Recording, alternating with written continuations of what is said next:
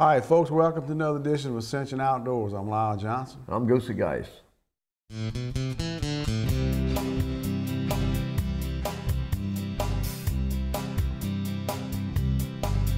From South Louisiana, I guess I should explain. Looks like the kind of home for my kind of man. We were fishing in bayou streams and dreaming from dream to dream, flipping on what Mama Nature stored. Yeah, you won't believe the things I saw on old Lake Maurepas. Mama Nature, you're gonna drive us all insane.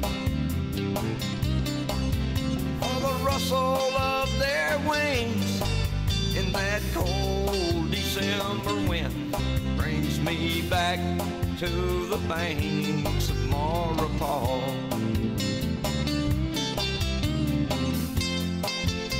Ascension Outdoors is brought to you by the following sponsors.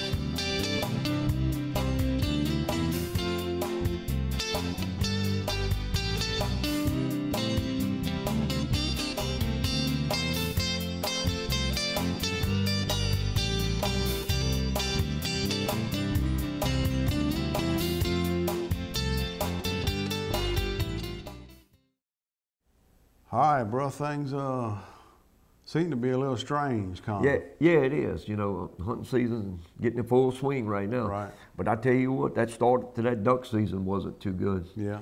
And you know, you and I had a trip planned down to Delacroix Reggio area with Mike Smith, Right. a hunting guide down there. Opening day, man, that's usually a blast off. He called me up 2 days before, like you Right. know, and told me, he said, I tell you what, Goose, he said, if you want to come down here and give me your money, you can. He said, but just rode both sections of our lease and seen like 50 ducks Right. total. He said, if I was you, I'd reschedule.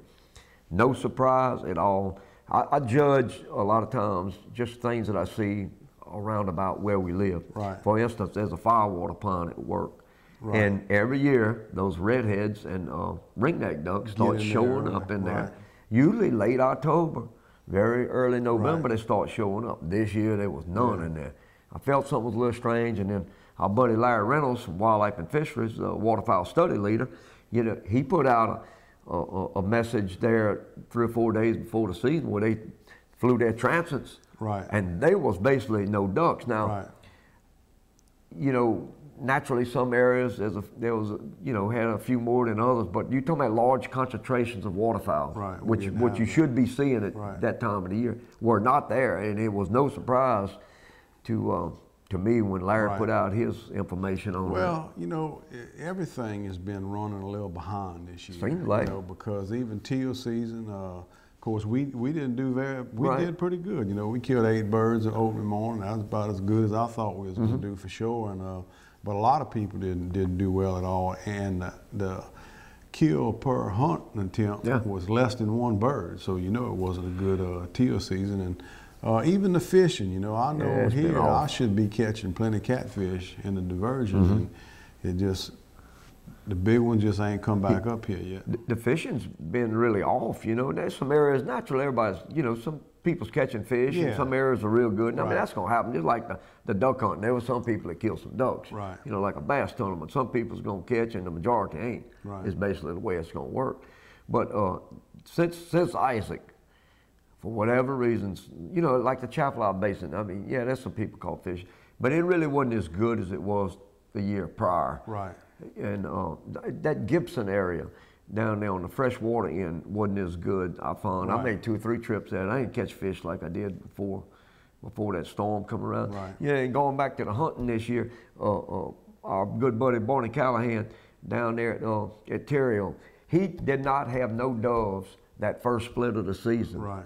And all of a sudden, when the second split opened there, in a matter of a couple days, you know, 300 or 400 doves show up Right. on the field.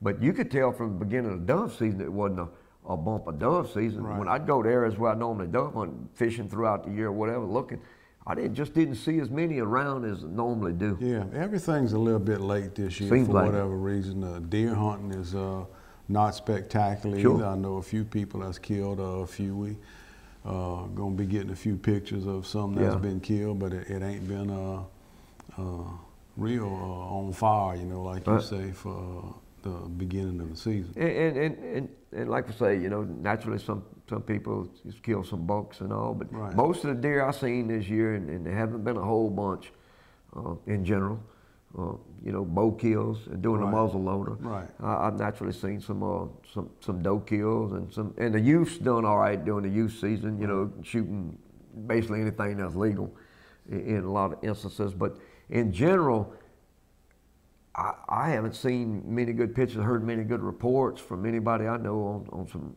nice bucks yet being killed. And usually first weekend of the season or so, you know, they still kind of tame, if you want to call it that. Right. And you usually see some harvested at that time of the year, but this year has been kind of strange. Right. I tell you what, now would be a good time to welcome some new sponsors to our show. Yeah, we sure would like to welcome them. Fast Diesel Performance and Repair Shop is a new diesel repair shop in Prairieville on Airline Highway, right by the big flea market. And you know, a lot of vehicles diesel this time. Even right automobiles. Now. Well, that's what I'm talking about. It's amazing the changing. There's a very big shortage of good diesel mechanics, and Kevin Acosta is one of them. And his shop is fairly new. Does a lot of performance work, but some repairs. Right. And we got another one as well. Yeah, the Robert Insurance. Yeah, that's right. And thanks again along those lines, guys. So that's two new sponsors that we're adding to our program, and hopefully this hunting season and fishing season comes out where we can keep some interesting programs on, and we appreciate the new sponsorship again, and thank all you viewers for watching. Yeah, you're right. Hey, look, y'all stay tuned. After the break, we'll come back for a big hot sac-a-lait trip on the Tchefunchte River.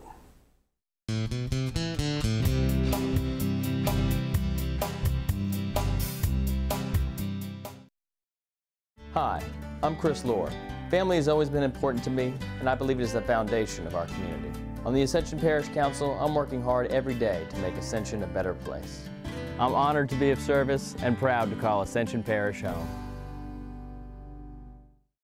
Harry Robert Insurance Agency has been serving the people of Ascension Parish for more than 40 years. Personal contact and attention to detail is what this family business is all about. From commercial policies to home and life insurance, we shop for the best rates and coverages to meet your needs. And finding the right policy is just the beginning. From there, we will be in touch every step of the way.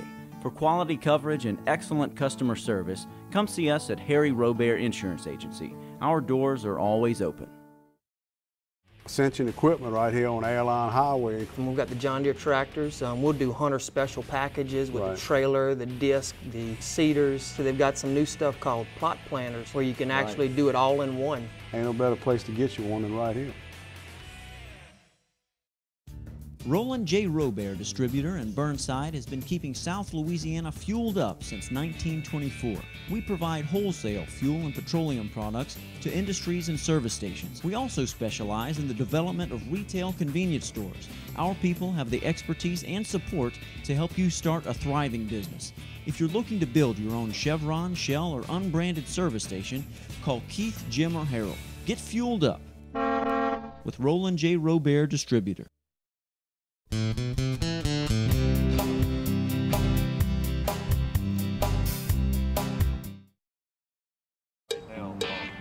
Sac-a-lait bass and brim. You fishing shiners? All right. And you know what? White. It is a bass, a pretty good too. Pretty good size sac-a-lait right there.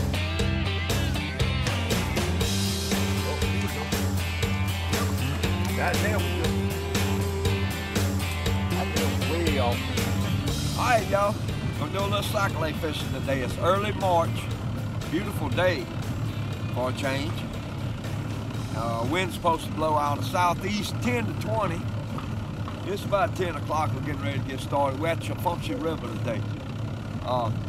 After Hurricane Katrina, I started my springtime sac-a-lait fishing. After it killed all the fish in the Amen River, I started fishing up at Poverty Point, North Louisiana. Great sac-a-lait fishing spot. It was far off, wonderful place.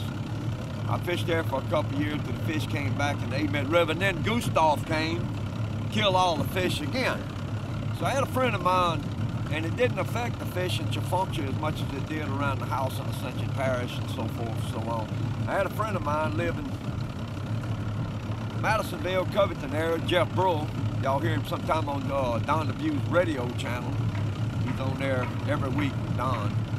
He turned me on. He said, man, the storm didn't mess up Tchefunchte as much as it did some of those other rivers.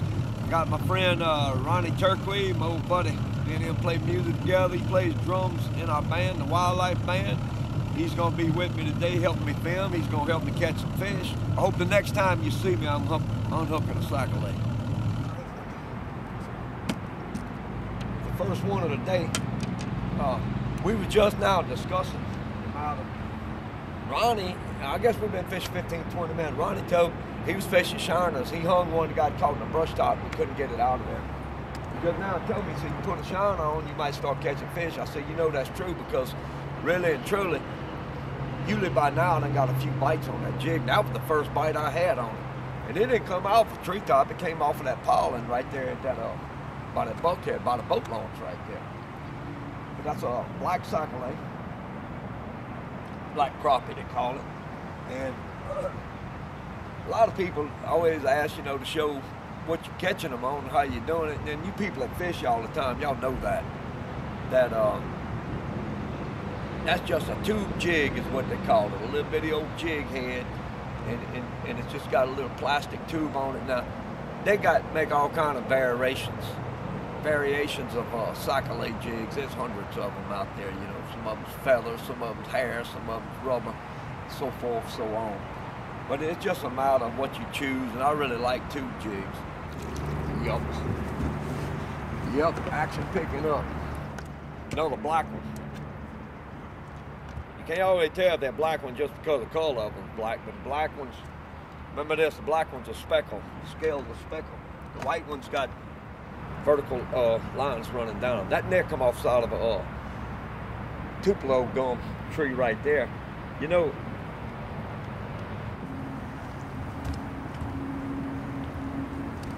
oh yeah. Yeah, you're right. Back off of that tupelo gum, just out in the wide open, just out from it about 5 or 6 foot. And Ronnie threw it there with that shiner just a minute ago and had one that took it. Never did take the cork under, but he was pulling away with it. And I think Ronnie, the reason for that right there, is that water's kind of shallow right there, so he may not actually be able to pull down and take the cork under. Run to the side real hard, he might be able to take it under. Oh, here we go. Yep, that nail was way off that bank, man, way off. This first canal we stopped at, and it's just a little old short run. Oh. All of them so far are black ones. It's just a little short run, you know, and that's very first canal we stopped at. That's what I was waiting for right there. Yup. And you know what? It's a white one. It's a white one. I'll just see those vertical bars going down its back. That's a white sac. And there he is. Yeah, you're right. That's what I'm talking about. Some of them cypress tree sac-a-lait. See, that's another big white one right there. That's on shine, huh? Yeah. Good. On the shine. I don't want the wind to blow us up in there. Oh, he swallowed it. He swallowed it, man. Oh, that's great. You know what? This is my kind of day for fishing, too. Fish would agree with that. It's about 70, I don't know, around 70 degrees right now. Wind's out the south. Pretty hard, 10 to 20 right now. I guess the only downside of that, when you fish in tidal areas like we used to, the Blind River, Amen River Basin, Tchefunchte Basin, stuff like that, the water's coming in. I knew the tide would be pouring in today, but again, look at that in there. I like that. I know you do. I starting to like them shiners. Oh, yeah. I'd say this, the biggest fish that we caught today come off the shiners. Yeah. So far. That's nice. I like that. Beautiful fish. Yeah, that's a pretty one, man. I don't mind jerking perch. A lot of people like the bass fish, but this is just as fun for me. Uh-huh. Oh, he's swallowed it too. Yeah. Oh, yeah. I tell you what, the fish are definitely bigger in here than what we was catching the first spot we stopped in. That's the first black one we caught in there from. That's a pretty good sized cyclade right there. I think. It is a bass, a pretty one too. I figured on that shiner sooner or later. Boy, I tell you what, you barely got him hung. But look, I'd rather barely have him hung than barely not have him hung. Tough part of the mouth. Yeah. Right in the top. And I was telling you that before we came here today. There's really a lot of bass in the Tchefunchte, and to me, the southern part of it, we on the northern end. The southern end of it, my favorite place to fish them. You know, I really want to go back there. Yeah, they got a spot in the back there sometime where they stack up that. I knew better. Should have, oh, there we go. Then I got hung up in the tree limb above me. And then I got the bait tangled up in the boat. But like I say, I'm going through a little hangover of that, but I'm getting over it. That didn't surprise me at all. I caught a fish there. Remember I told you just a minute ago, I said that cypress tree up there, I see minnows scooting around it, you know, coming to the top, running. I knew good and well that I was gonna probably catch a cyclade there. A lot of times at this time of the year, you see that, when you see them minnows kind of coming to the top and just moving around, you don't see no violent crash or nothing, splash or nothing on the water, but a lot of times you really look there, you'll see them flash under the water a little bit. There you go. Another one.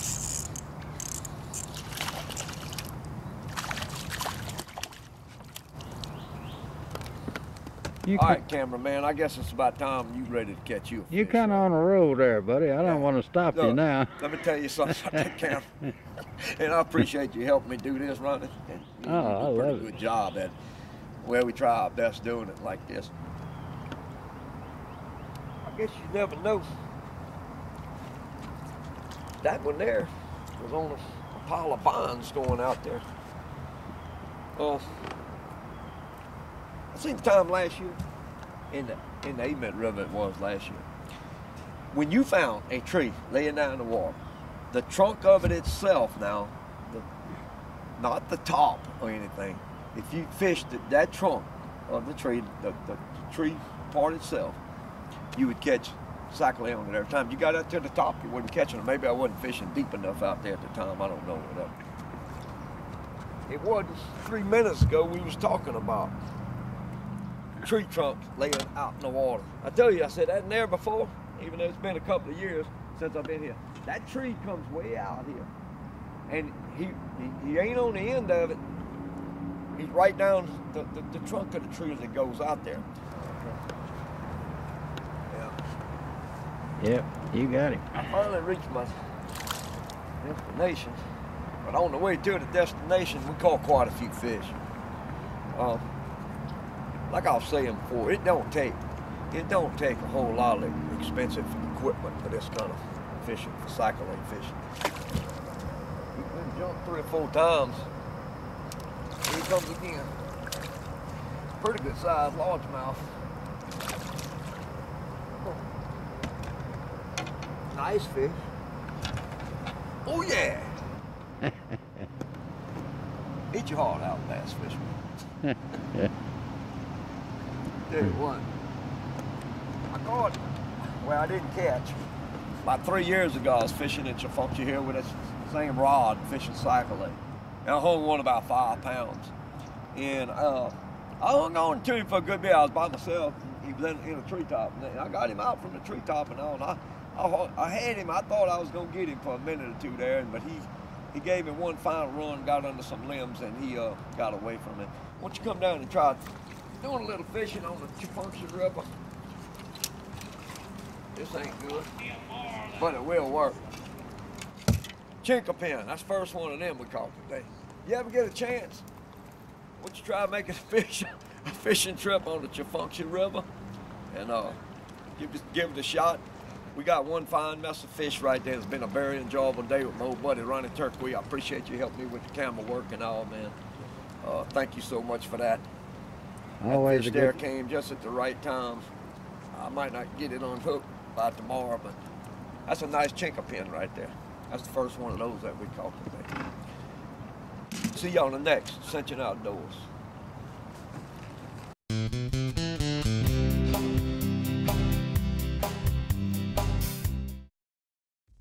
Hi, welcome to Tiz, right this way.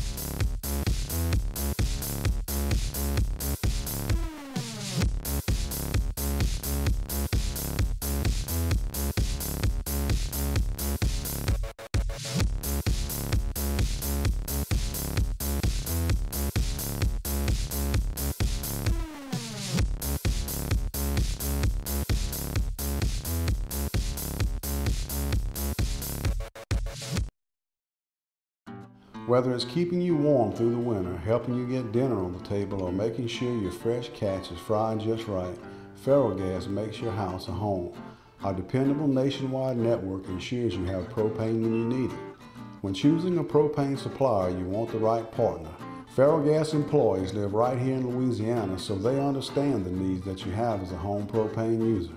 Join the Ferrellgas family today. The Louisiana Wildlife Federation has been protecting fish and wildlife habitat for over 70 years, increasing access for outdoorsmen and working with the legislature for fair hunting and fishing policies. But we need your help. Join LWF as a member today and let lawmakers hear your voice. Your membership dollars go toward protecting and restoring Louisiana's natural resources. It's easy. Go to lawildlifefed.org and make your tax-deductible donation today.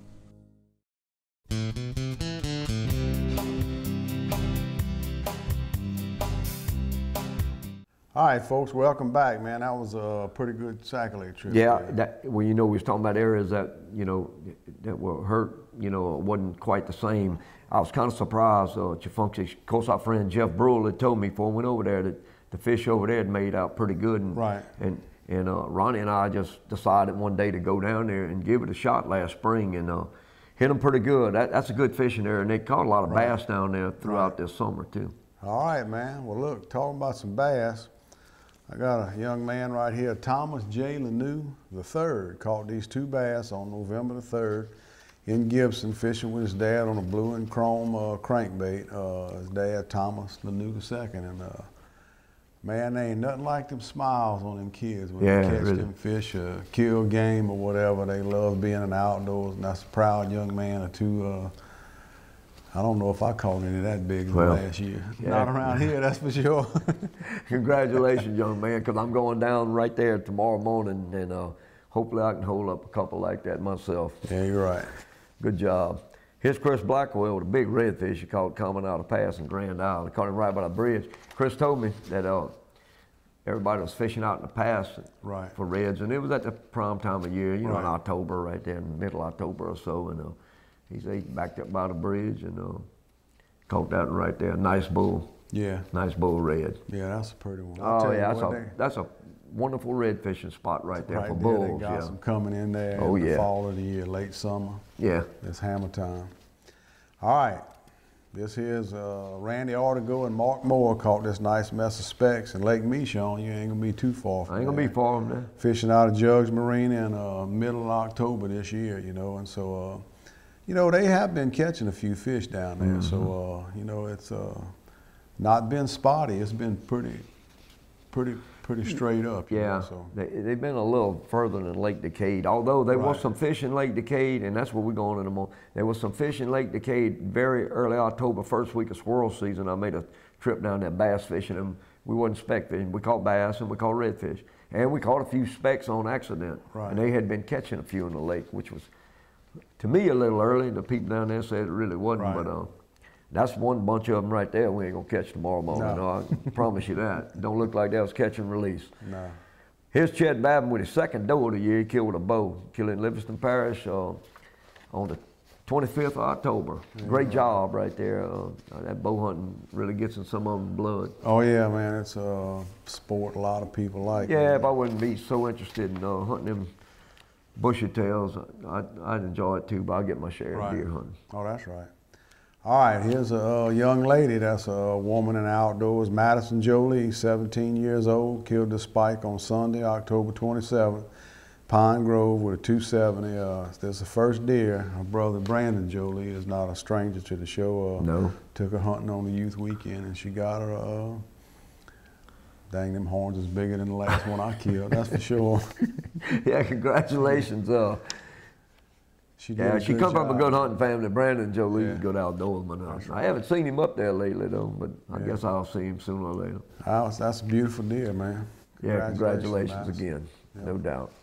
Boy, here's a mess of fish right here and a mess of people that was on that trip. Yeah, they wanted me to go with them, but I guess I was working or something at that time. I believe I was. Anyway, this is the Broussard gang right here. Darrell, Randall, Teddy, Gerald, Ryan, and Terrell. Richard Smith was also there. Brent Cluot, Tracy Dyson, along with my old buddy, my drummer friend there, who I love so dearly, and fishing buddy, Ronnie Tircuit. Caught this mess of bass in Lake Concordia. And they caught that in October, which don't surprise me. That place kind of turns on in it, and they caught some real nice fish right there, you know.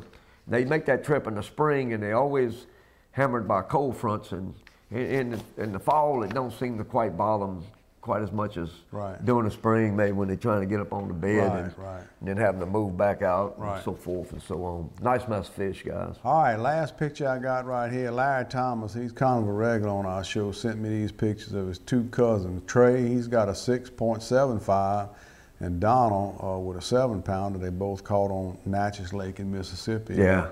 Nice Larry, he likes to fish Okissa a lot, you know, and so, but they do move around a little bit, and they got some beautiful fish right there. That place right there has been famous for some real nice bass. Yeah, you're right. Yeah, congratulations.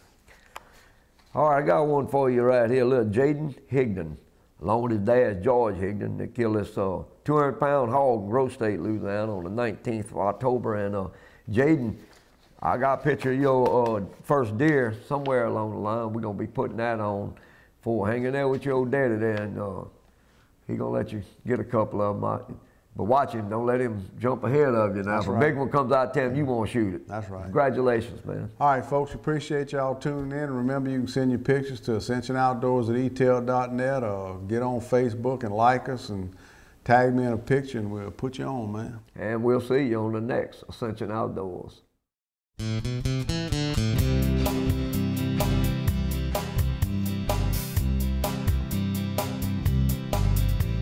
South Louisiana, I guess I should explain. Looks like the kind of home for my kind of man. We were fishing in bayou streams and dreaming from